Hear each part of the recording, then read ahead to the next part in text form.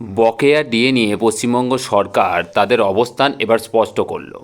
আজ বৃহস্পতিবার সুপ্রিম কোর্টে বকেয়া ডিএ সংক্রান্ত একটি মামলার হিয়ারিং হওয়ার কিন্তু কথা ছিল, কিন্তু বিশেষ কারণবশত সেই বেঞ্চ কিন্তু আজকে বসবে না।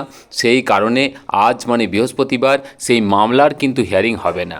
কিন্তু ইতিমধ্যে পশ্চিমবঙ্গ সরকারের তরফ থেকে একটি স্ট্যাটাস রিপোর্ট কিন্তু জমা দেওয়া হয়েছে, আর সেই স্ট্যাটাস রিপোর্টকে কেন্দ্র করে চারিদিকে কিন্তু এখন হইচই পড়ে গেছে। কি আছে সেই স্ট্যাটাস রিপোর্টে, পশ্চিমবঙ্গ সরকারের ঠিক কী বক্তব্য, কীভাবে বকেয়া দিয়ে দেওয়া হবে, তার পুঙ্খানুপুঙ্খ ব্যাখ্যা কিন্তু এখানে আছে। আমি আপনাদের সামনে খুব সংক্ষেপে সেই বিষয়গুলিকে তুলে ধরার চেষ্টা করব, আর আপনারা অবশ্যই আপনাদের মূল্যবান মতামত অবশ্যই জানাবেন। তো দেখুন, একটি সংবাদপত্রের প্রতিবেদনে সেই বিষয়টি কিন্তু একদম স্পষ্ট করে উল্লেখ করা আছে। বকেয়া ডিএর 85% দিতে চায় শুভেন্দু সরকার। দেখুন, প্রতিবেদনটি অনেকটি বড়, আমি আপনাদের সামনে খুব সংক্ষেপে সেটাকে তুলে ধরার চেষ্টা করছি।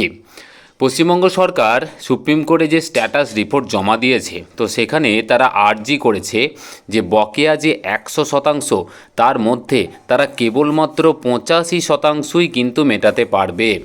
বাকি 15% বকেয়া মুকুব করার জন্য একটি আর্জি কিন্তু সুপ্রিম কোর্টে জানানো হয়েছে, এবং এর পেছনে তারা কিন্তু অনেকগুলি কারণ কিন্তু বলেছে। সেই কারণগুলি কি না, সেই কারণগুলির মধ্যে প্রথমত বলেছে যে যথেষ্ট পরিমাণে কিন্তু টাকা বা ফান্ডিং কিন্তু সরকারের কাছে নেই, তো যার জন্য সরকার কিন্তু 85%ই মেটাতে পারবে, বাকি 15% কিন্তু মেটাতে পারবে না। তার পাশাপাশি সরকার এও উল্লেখ করেছে যে 2016 পর্যন্ত যে ডেটাগুলো ডিজিটাল মাধ্যমে আপলোড না থাকায় সেগুলি এখন আপলোড করতে গিয়ে অনেকটা সময় কিন্তু লেগে যাচ্ছে, তাই তারা এই মুহূর্তে কিন্তু বকেয়ার যে হিসাব সেটা কিন্তু করে উঠতে পারছেন না, এবং যার ফলে কি হচ্ছে না, বকেয়াটা মেটাতেও কিন্তু কিছুটা সময় লেগে যাচ্ছে। সরকার বলেছে যে এই বকেয়া মেটাতে তারা কিন্তু 4টে কিস্তির সময় নেবে। 4টে কিস্তির মধ্যে প্রথম কিস্তি সরকারের বক্তব্য অনুযায়ী জুলাই মাসে অলরেডি দিয়ে দেওয়া হয়েছে, এবং বাকি 4টে কিস্তি সম্পূর্ণ করতে ধাপে ধাপে 2028 সালের জানুয়ারি মাস পর্যন্ত কিন্তু লেগে যাবে। কিন্তু তারা এটাও উল্লেখ করেছে যে তারা অল ইন্ডিয়া যে প্রাইস ইন্ডেক্স সেটা নয়, তারা পশ্চিমবঙ্গে যে প্রাইস ইন্ডেক্স সেই অনুযায়ী কিন্তু এটাকে মেটাতে চলেছে।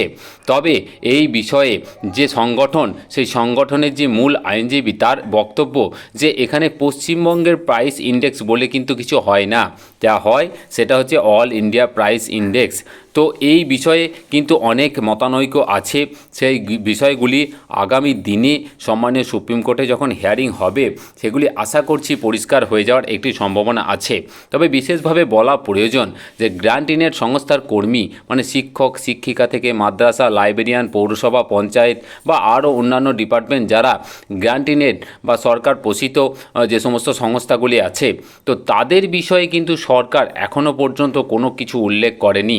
তো বিভিন্ন সংগঠনের তরফ থেকে তাদেরকে ইনক্লুড করার জন্য যে দাবি দেওয়া রাখা হয়েছে, সেই বিষয়ে আগামী দিনে কি অগ্রগতি হয় সেগুলির দিকে আমাদের অবশ্যই নজর থাকবে। তো আগামী ঠিক কবে হিয়ারিং হয়, সুপ্রিম কোর্টের যে ওয়েবসাইট সেখান থেকে কি আপডেট আসে সেগুলি এলেই আমি আপনাদের সামনে তুলে ধরার চেষ্টা করব।